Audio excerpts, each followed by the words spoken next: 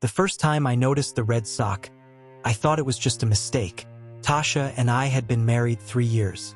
We lived in a quiet neighborhood outside Atlanta, the kind where everyone waves from their porch and kids ride bikes until the streetlights come on. She was beautiful, confident, the type of woman who could walk into a room and people would automatically make space for her. That night, the room was dim, only the soft glow from the lamp beside the bed. Tasha laughed softly, the way she always did when she pulled me close. Everything felt normal, except for one thing, her left foot. She was wearing a bright red sock. Just one.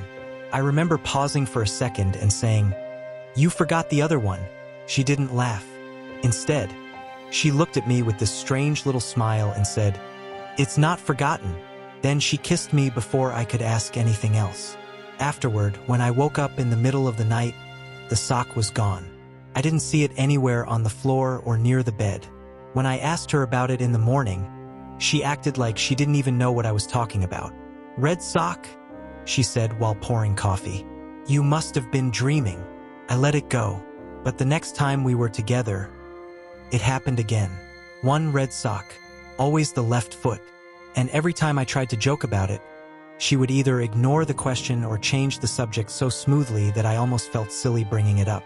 Weeks passed before I noticed something else. The sock was always the same shade of red. Not bright like new fabric. Not dull like something washed 100 times. It was deep, almost dark red.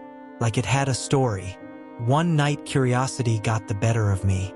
Tasha had fallen asleep early on the couch while watching TV. I quietly walked to the laundry room. If that sock was real, it had to be somewhere. I searched the basket. Towels, jeans, t-shirts, no red sock. Then I checked the dryer. Nothing. I was about to give up when I noticed something strange about the hallway closet. The door wasn't fully shut. A thin line of darkness stared back at me like it had been left open on purpose. Inside were old boxes, photo albums, and a small wooden chest I had never seen before. I knelt down and opened it slowly. Inside were dozens of red socks, all identical, folded neatly. My heart started beating faster, because at the bottom of the chest, there was something else, something wrapped in a piece of black cloth. And just as I reached out to touch it, I heard Tasha's voice behind me in the hallway, soft, calm, but different than I had ever heard it before. "Marcus," she said my name slowly. Then she asked one question that made the hair on my neck stand up. "Why are you looking for things you were never supposed to find?" My hand froze over the black cloth. Slowly, I turned around. Tasha was standing at the end of the hallway, leaning against the wall like she had been there for a while. The TV light from the living room flickered behind her, casting shadows across her face. She wasn't smiling. "Marcus," she said again, calmer this time, "I asked you something." My throat felt dry. I was just looking for something." Her eyes dropped to the open chest, then back to me. "You opened it," she said quietly. It wasn't a question. The silence between us felt heavy. I stood up slowly, trying to keep my voice steady. "Tasha, why do you have all these red socks?" For a moment, she didn't answer. She walked toward me, each step slow and controlled, like she was deciding something with every movement. When she reached the closet door, she looked inside at the chest. Then she sighed. "I was hoping you would never see that." I swallowed. "See what?" She bent down and picked up one of the socks from the chest. The red fabric hung loosely from her fingers. "You remember when we first met?" she asked. "Of course. You asked me what my grandmother was like." I nodded. "You said you wished you could have met her." Her eyes lifted to mine. "She's the reason for the sock." A chill ran through my body. "What does your grandmother have to do with this?" Tasha slowly pulled the sock over her left foot, the exact same way she always did. Then she stood up and looked straight at me. "My grandmother believed some things follow people," she said softly. "Not people like ghosts in movies. Something else." I tried to laugh, but it came out weak. "Tasha, what are you talking about?" She stepped closer. "So when she thought something had attached itself to someone, she would mark the body." My stomach tightened. "Mark it how?" Tasha slowly lifted her foot, showing the red sock. With red, my eyes drifted back to the wooden chest. All those socks, you've been wearing them for years? She nodded. Yes. Why? For the first time since the conversation started, I saw something in her expression. Fear. Real fear. She looked past me into the dark closet like she expected something to move inside it. Then she whispered something that made my heart start pounding. Because the night I stopped wearing it was the night it first appeared at the foot of the bed. My voice dropped. What appeared? Tasha looked back at me slowly. At first, I thought it was you standing there. Her hands trembled slightly. But Marcus. She leaned closer, her voice barely above a whisper. You were sleeping right beside me. I felt the air in the hallway grow colder. That doesn't make sense, I said quickly. If I was beside you, then who? That's exactly what I asked myself, Tasha whispered. She stepped into the closet and gently closed the wooden chest. The lid made a dull thud that echoed in the quiet house. For 3 nights, she continued. It stood there. My chest tightened. What stood there? She looked at me carefully, like she was measuring how much I could handle.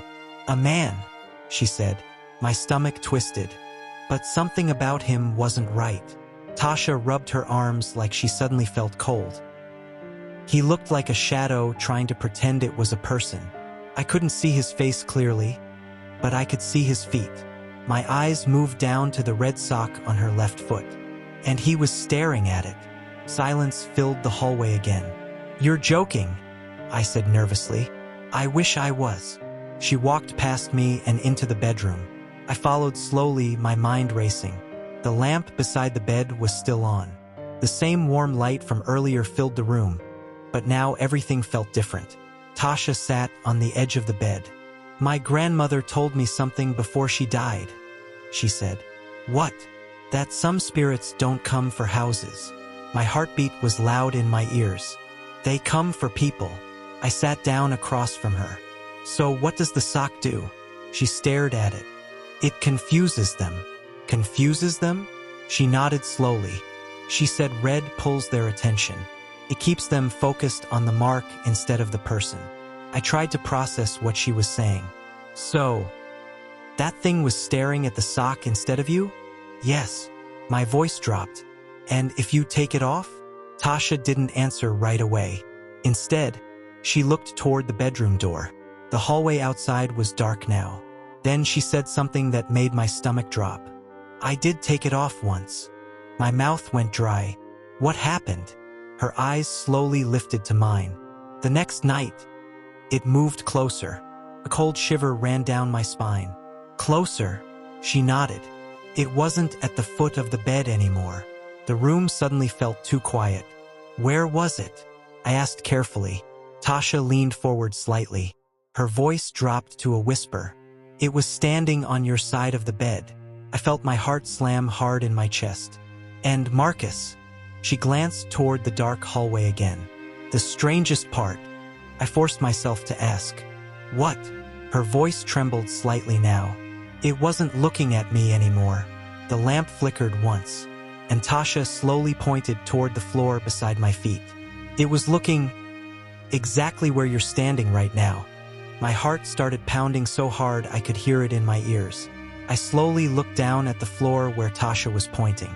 Nothing was there, just the wooden floor and the faint shadow from the bedside lamp. Tasha, there's nothing there, I said, trying to keep my voice steady. But she didn't look relieved.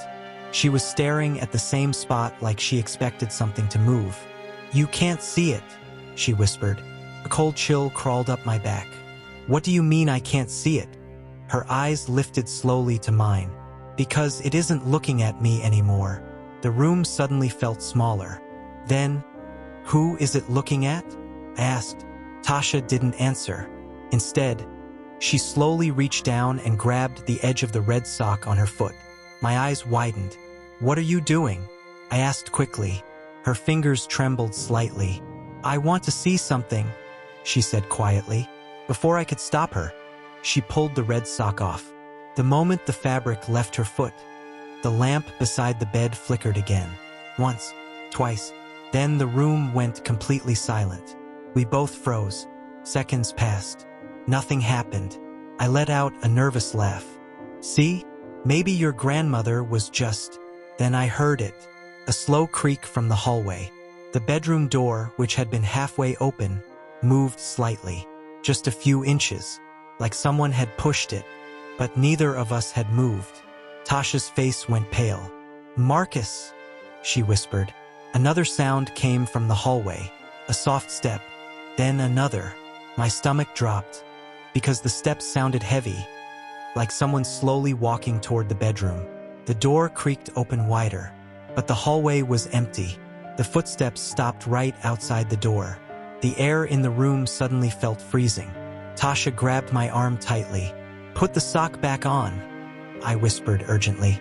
But before she could move, something pressed down on the mattress beside me. The bed sank slightly, like an invisible weight had just sat down. Neither of us breathed. And slowly, very slowly, I felt something cold brush against my ankle, right where the red sock would have been if it was on my foot. Tasha's eyes filled with terror, because she realized the same thing I did. Whatever had been staring at the sock all those nights was no longer interested in her.